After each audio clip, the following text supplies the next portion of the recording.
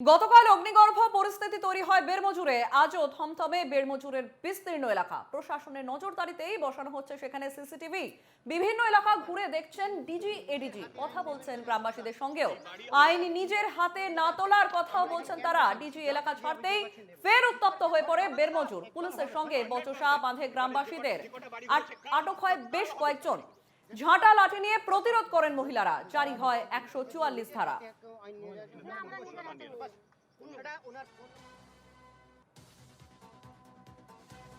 গতকাল অগ্নিগর্ভ পরিস্থিতি হয় বেরমজুরে। আজও থমথমে গোটা বেরমজুরের বিস্তীর্ণ এলাকা। প্রশাসনের নজরদারিতেই সেখানে বসানো হচ্ছে সিসিটিভি। বিভিন্ন এলাকা ঘুরে দেখছেন ডিজি এবং এডিজি, কথা বলছেন গ্রামবাসীদের সঙ্গেও। আইন নিজের হাতে না তোলার কথাও বলছেন তারা। ডিজি এলাকা ছাড়তেই আবারও উত্তপ্ত হয়ে পড়ে বেরমজুর এবং পুলিশের সঙ্গে বচসা বাঁধে সেখানে গ্রামবাসীদের। আটক হয় বেশ কয়েকজন। ঝাঁটা লাঠি নিয়ে প্রতিবাদ করেন মহিলারা এবং জারি হয় 144 ধারা। বেরমজুর থেকে সরাসরি আমাদের সঙ্গে রয়েছেন আমাদের প্রতিনিধি রক্তিমা।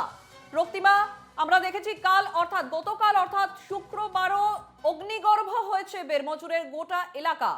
সুতরাং খুব স্বাভাবিকভাবেই আজকে গোটা এলাকা থমথমে এবং গোটা এলাকা প্রশাসনের নজরদারিতে রাখানোর জন্য বসানো হচ্ছে সেখানে সিসিটিভি ফুটেজ। আজকে এই মুহূর্তে তুমি দাঁড়িয়ে রয়েছো সেখানে, পরিস্থিতি কেমন?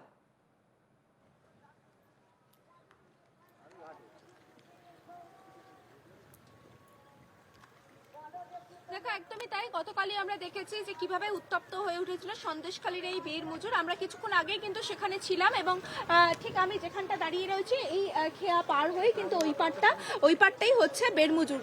কিছুক্ষণ আগে আমি ঠিক যেখানে ছিলাম এবং সেখানকার পরিস্থিতি তোমার সামনে তুলে ধরেছি।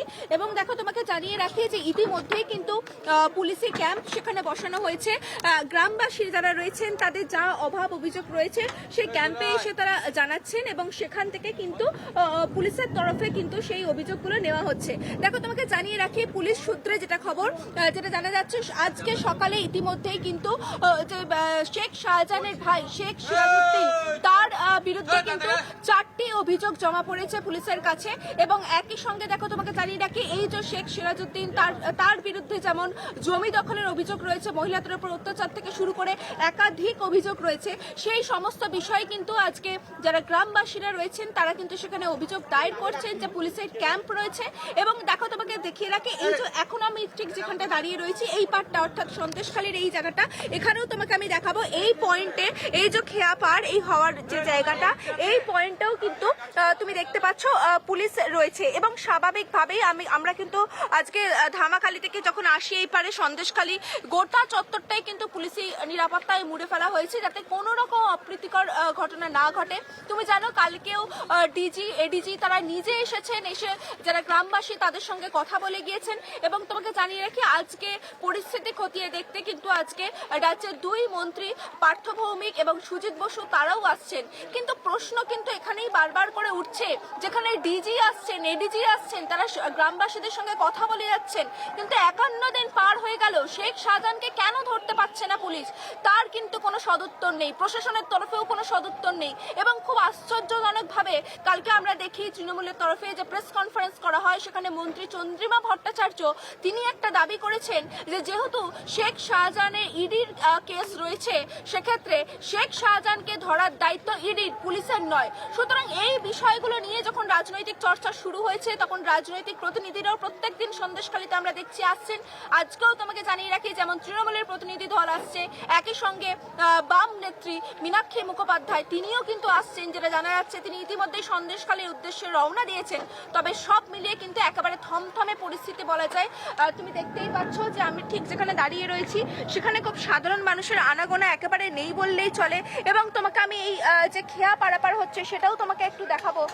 কিছুক্ষণ আগে আমরা গ্রামবাসীদের সঙ্গে কথা বলছিলাম, এই খেয়া কিন্তু একেবারে ভরে যেত, সেখানে কিন্তু আজকে আমরা দেখছি একদম একেবারে রক্তিমা আমরা দেখতেই পাচ্ছি গোটা এলাকা থমথমে। যেমনটাই তুমি দেখাচ্ছ সেখানে প্রচুর পুলিশ মোতায়েন রয়েছে। ডিজি এডিজি তারা দেখছেন গোটা এলাকা ঘুরে।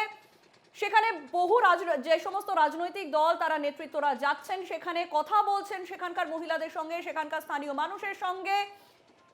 সেখানে বলা হচ্ছে ডিজি এডিজি গেছেন, তারা বলছেন যে আইন নিজের হাতে না তোলার কথাও তারা বলছেন বারবার গ্রামবাসীদেরকে, কথাও আমরা দেখেছি। কিন্তু সবকিছুর শেষে একটাই প্রশ্ন বারবার ঘুরে ঘুরে আসে, 51 দিন পার, শেখ শাহজাহান এখনো বেপাত্তা, তার কোনো ট্রেস পাওয়া যাচ্ছে না এখনো পর্যন্ত।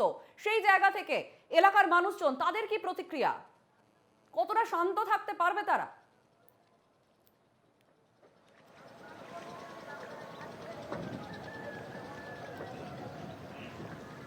দেখো একদমই তাই, আমরা কিছুক্ষণ আগেও যখন গ্রামবাসীদের সঙ্গে কথা বলছিলাম তাদের কিন্তু একটাই বক্তব্য, তাদের কাছে পুলিশ আধিকারিকরা আসছেন ঠিকই, কিন্তু এরপর কি হবে?